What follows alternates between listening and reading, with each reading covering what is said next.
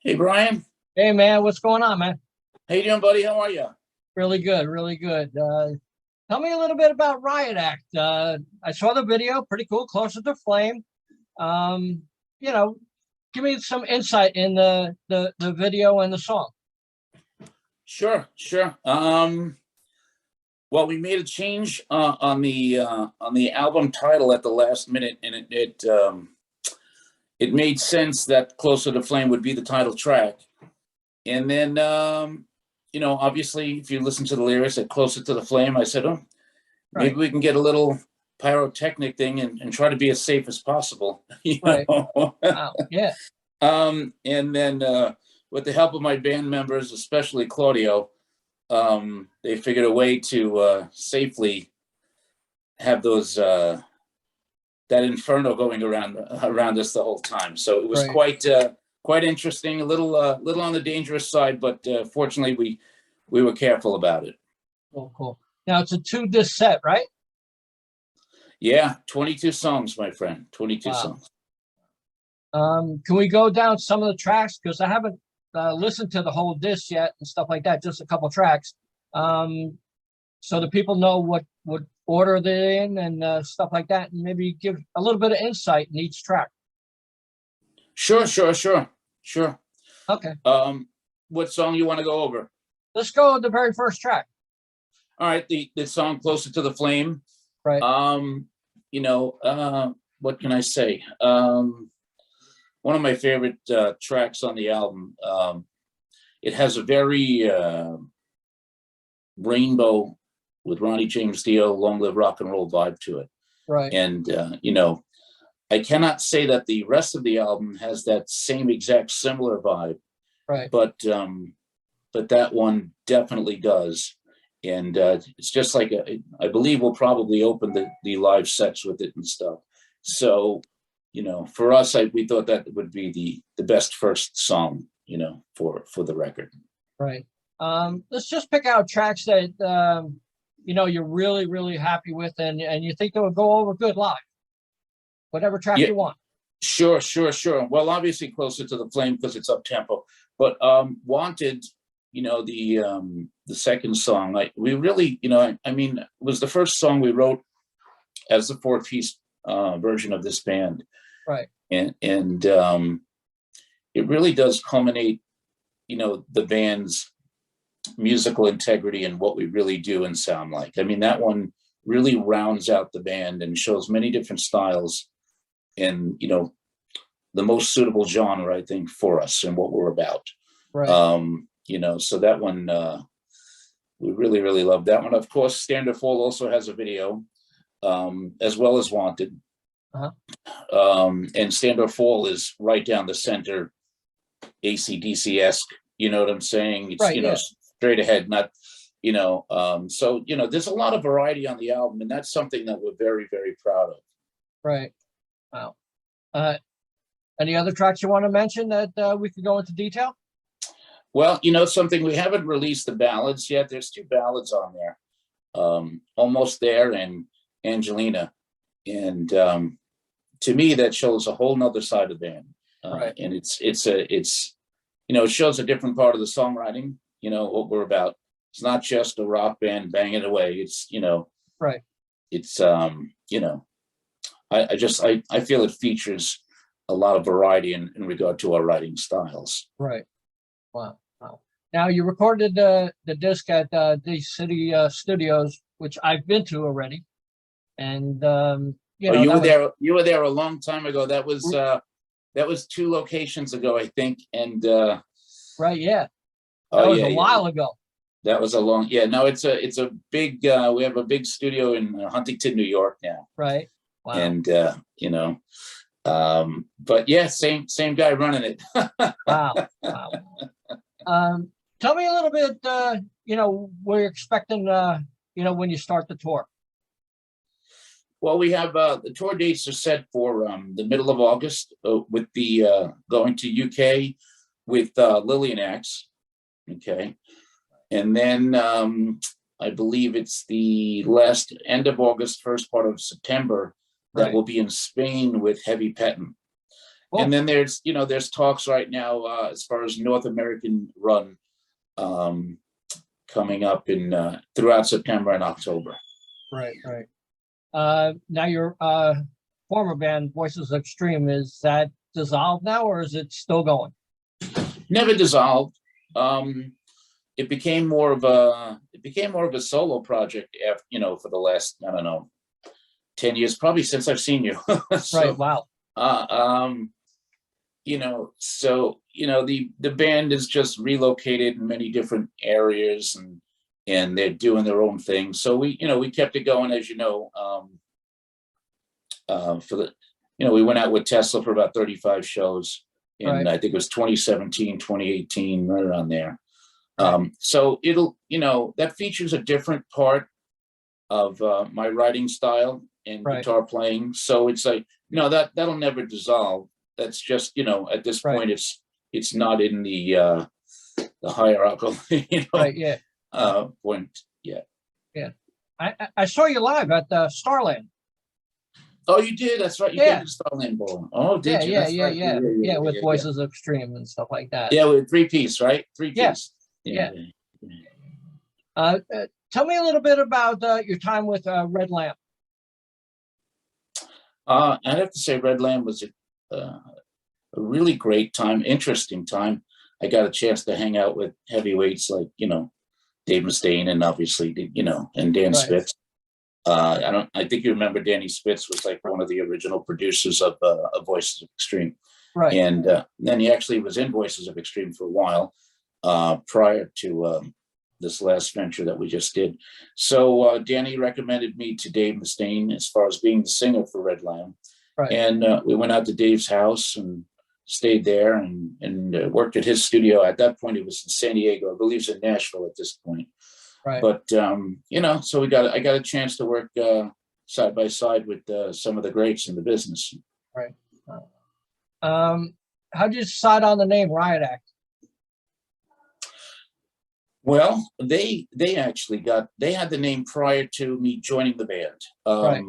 And I think it might have been Paul Ranieri, the bass player. I think it might have been his suggestion at the very beginning, but I think they wanted to have the word riot in there somewhere. Right. To bring the lineage over. And at that point, Lou Cavaras, God rest his soul, was with Rick Ventura together on that. So they wanted to carry the Riot name over. And I guess they just put the, Act 2 maybe, or whatever they were thinking of at that point. Right. Now, it's a 2-disc set. Was some of these like leftover tracks or all brand new? Well, 10 of them are original tracks, and 12 of them are the remakes from the first 3 Riot albums. So, because again, Lou's lineage and Rick's lineage to Riot really takes a strong foothold in those first 3 albums or whatever it may be, Right. So we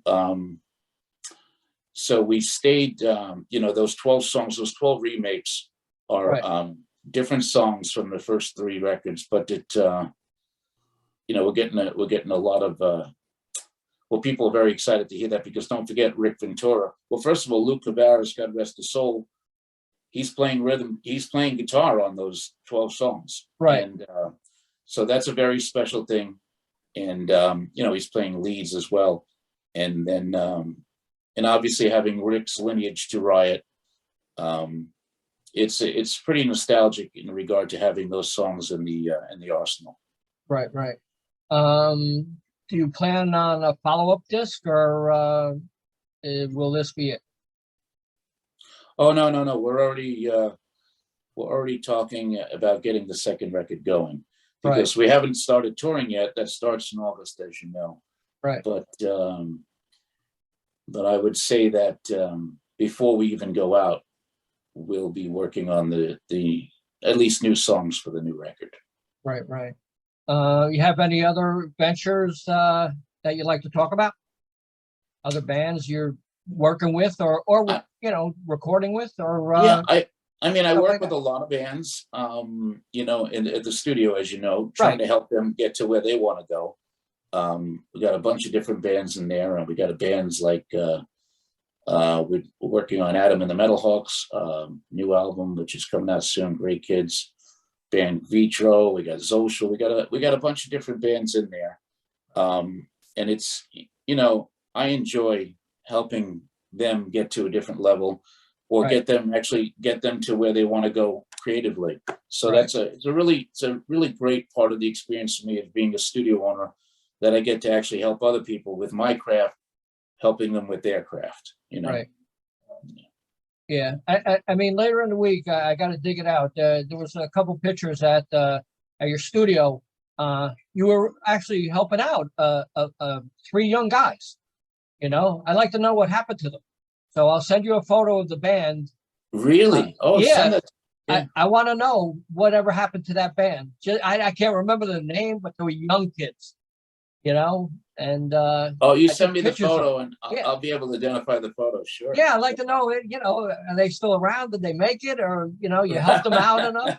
You know, it's pretty interesting, you know? Yeah, You know, no doubt. Like No you doubt. said, you're helping out the young guys. You know, Yeah. it's not easy. I'm telling you, it's not easy to make it in the music industry. Even if you make a little splash, it's not good enough.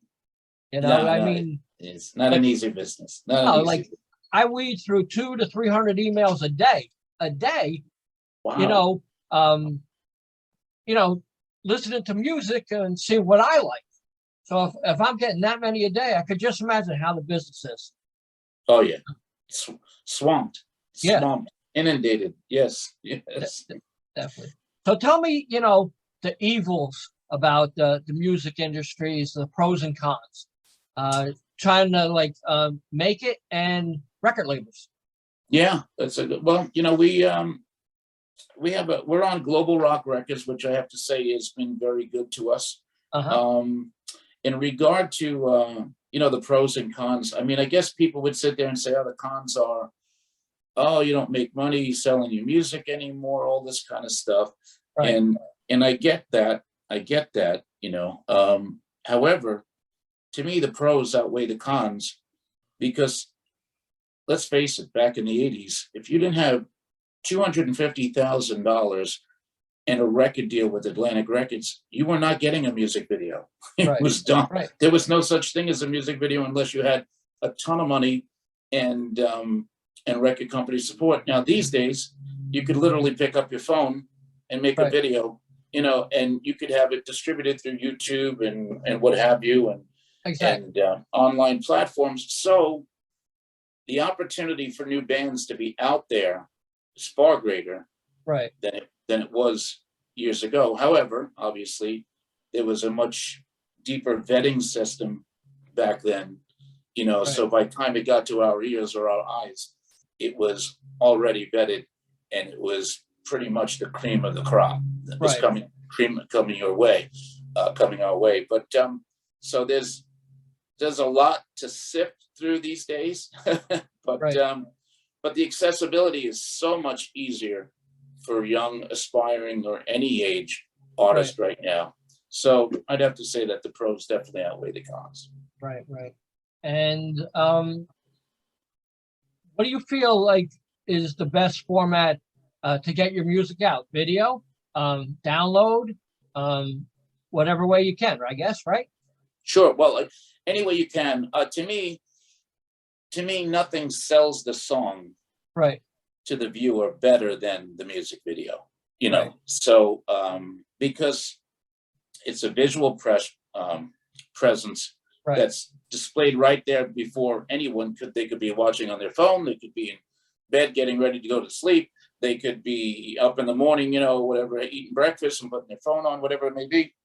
So without going to the concert until we can get to that town, Right. To me, it's a great way for the listener or the viewer to get an inside glimpse Right. of you know, of the band, you know. So the music comes to a visual life, which I think is really intense, you know. Right. How difficult is it being on the road when you don't have a major label paying for a huge tour bus or anything like that? Yeah, no, it can get difficult. You know, we were out with, as you know, we were out with Red Lamb. We had a nice tour bus then, Right. but but not a lot of finance behind it Right. from the label. But you know, so that was interesting. That was fun. You know, you're moving, you don't even know where you are, what city you're in half the times, because you play on stage, you go back on the bus, you sleep while the bus driver drives, you're in the Right. next city when you wake up, and you go play again, and it, you know, rinse and repeat. Yeah. And you know, that keeps happening. But you know, with Voices of Extreme, when we toured with Jeff Tate, we toured with Tesla, you know, we drove ourselves, you Mhm. know, and I don't know, came like a sightseeing tour. I didn't mind Right. it at all. Yeah, yeah. Wow. So how can people get the CD, vinyl, whatever? Can they contact you or the label, or tell me a little bit about that? Sure. There's a link right on our homepage on the website, which will direct you to the probably the record label's store where Right. people are purchasing the album. So you know, that's easy to get it there.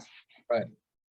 And people could contact you personally, or Oh the yeah, we have management? all the social media in place. We love to talk to people and talk to everybody. And I mean, we're excited because obviously we have not been out there yet Right. to support the album. So I mean, it's what is it? Yeah, May 25th, right? So so we're, you know, we'll be out there before you know it, and then there'll be a lot more accessibility to the audience and the fans, and a chance to connect with them.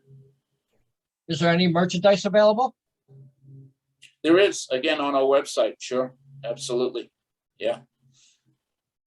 Well, Don, it was great talking to you. Early morning talk. You know, you I had love the coffee. early morning. I love it. Yeah. Would you like to say anything to the fans in conclusion? Well, I'd like to, number one, thank you, Brian. And No problem. yeah, you're really awesome. I really appreciate your time. And certainly we love all of the fans, and we really look forward to seeing everybody on the road and getting a chance to bring this music to a live venue, to a city near you. Cool. Thanks a lot, Don. Okay, my friend. Talk to you later. See you soon. Bye-bye.